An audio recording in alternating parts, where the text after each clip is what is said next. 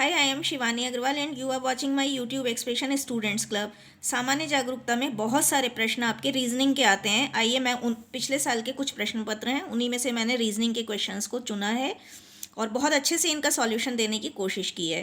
पहला क्वेश्चन है, निम्नलिखित में से लुप्त संख्या यानी मिसिंग नंबर बताइए।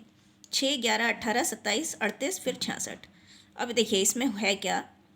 अगर हम 11 में से 6 घटाएं तो 5 आएगा।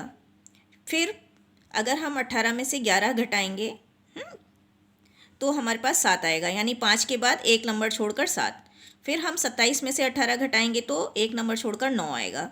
अब 38 में से हमारे पास जो 27 है, यानी कि पिछली जो जैसे 6, 11 है, ऊपर देखिए आप 6 और 11 है, तो 11 में से 6 घटाया तो 5 आ गया। फिर 18 में से 11 घटाया तो 7 आ गया। 27 में से 18 घटाया हमने तो 9 आ गया। 38 में से जब हम 27 घटा रहे हैं तो हमारे पास 11 आ रहा है। अब हमें लेना है 38 में हम 13 जोड़ दें अगर तो 51 आ जाएगा। 51 राइट आंसर होगा। ठीक है, यानी 2 का डिफरेंस है बीच में, 5, 7, 9, 11 और उसके बाद फिर 11 है तो 13 आ जाएगा। तो अंतिम नंबर जो हमें मिल रहा है यहाँ पर 38, उसमें हम 13 जोड़ देंगे क्योंकि हमने 5, 7, 9 फिर 11 जोड़ा है, तो अब 13 जोड़ देंगे हम। ठीक है, अगले लेते हैं। प्रेक्षणों 0, 16, 7, 2, 3, 7, 0, 7, 2, 66, 7, 5, 0, 7 का बहुलक है। देखिए इसमें 7 नंबर की आवृत्ति यानी 7 नंबर का 7 का रिपीटिशन बार बार हुआ है, तो जिस संख्या का रिपीटिशन बार बार होता है वही बहुलक होता है।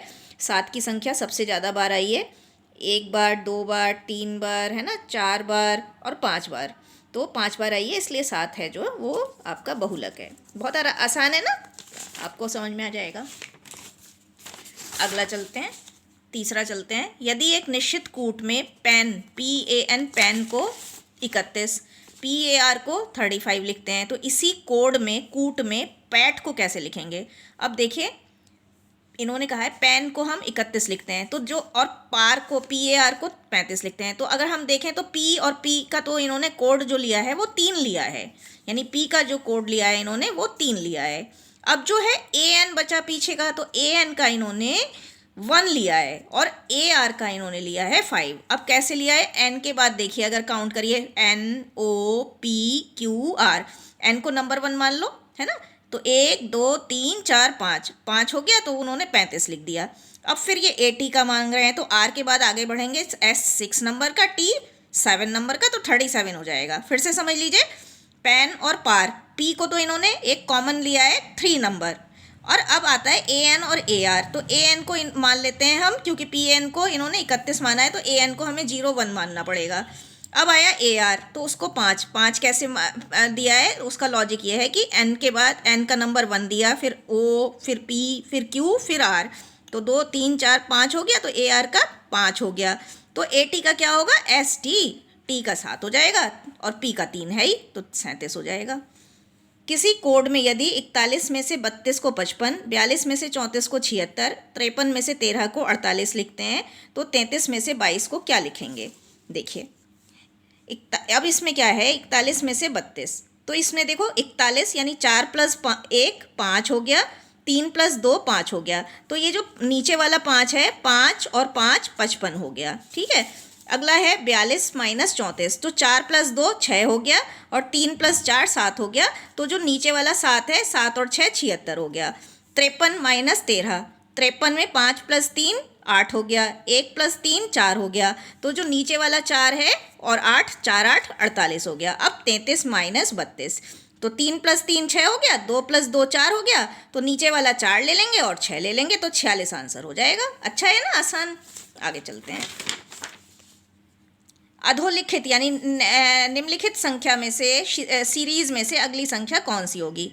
5, 16, 51, 158, ये तो 5, देखिए इसका लॉजिक है, इन्होंने लिया है 5 + 3, 5 × 3 15 + 1 16 हो गया, 16 × 3 16 3 48, 48 के बाद इन्होंने विषम संख्या ली है, एक छोड़कर, तो 3 हो गया, 48 + 3 51 हो गया। अब 51 को गुणा करेंगे 3 से, तो 153, और फिर 1 3 फिर 5, तो 5 जोड़ेंगे उसमें 158। अब 158 × 3 474 होता है, और 1 3 5 है तो 7 ले लेंगे, एक नंबर छोड़कर ले रहे हैं ना ये, तो 481 हो जाएगा। फिर से देख लीजिए, 5 गुणा 3 यानी कि 5 को मल्टीप्लाई, जो पहली डिजिट है उसे 3 से मल्टीप्लाई करना है, तो 5 गुणा 3 15 और उसमें 1 जोड़ लिया 16 हो गया। अब 16 हमारे पास अगली डिजिट है, ये 16 है ना हमारे पास अगली डिजिट, तो 16 गुणा 3 48 और 1 के बाद 1 नंबर छोड़ के इन्होंने 48 प्लस 3 करेंगे आप तो 51 आ जाएगा।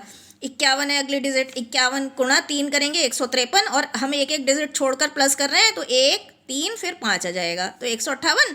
फिर 158 गुणा 3 तो 474 और 1 3 5 तो फिर यहाँ 7 आ जाएगा। 474 में 7 जोड़ेंगे तो 481 राइट आंसर हो जाएगा। रीजनिंग मैंने पहली बार पढ़ाई है, अप्लाइड साइंसेस की स्टूडेंट हूँ, अप्लाइड साइंसेस की टीचर हूँ।